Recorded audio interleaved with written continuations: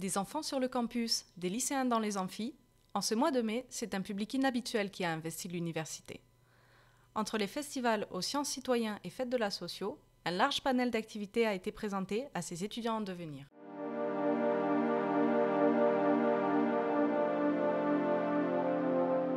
Répondant au cri d'appel aux sciences citoyens lancé par l'association Les Petits Débrouillards, c'est bien par dizaines que des jeunes scientifiques en herbe ont investi l'université.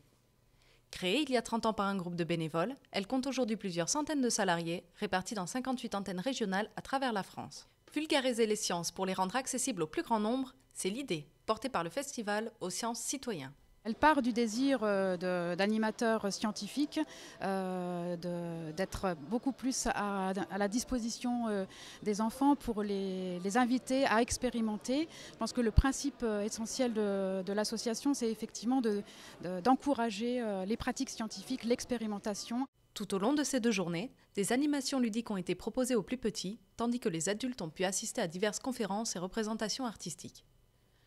Pour sa 4e édition, le festival n'a en effet pas choisi l'Université d'Évry par hasard. Nous avons mis en place ce festival aux sciences citoyens dans un but qui est une finalité qui est l'égalité des chances en fait. C'est pour ça qu'on a implanté aussi ce festival à Évry et qu'on a choisi de l'implanter dans une université, dans un centre-ville. L'objectif, c'était vraiment de créer des passerelles entre le monde académique et le monde des citoyens.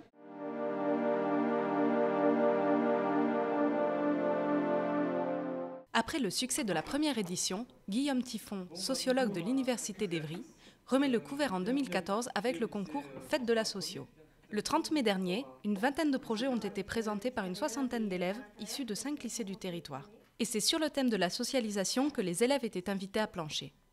L'occasion de leur faire découvrir la fac et de gommer les frontières. Et ça permet effectivement pour nous de tisser des liens avec nos collègues enseignants du secondaire, puisqu'on est un peu parti du constat qu'effectivement il y avait 2 mondes un peu clos entre d'un côté le monde de l'enseignement dans le supérieur et de la recherche, et puis nos collègues du secondaire qui font un travail auprès de ces jeunes qui ensuite arrivent chez nous et puis que finalement nous connaissons assez peu. Donc c'est pour nous l'occasion d'établir des ponts entre le monde du secondaire et celui du supérieur, et puis d'apprendre à se connaître les uns les autres.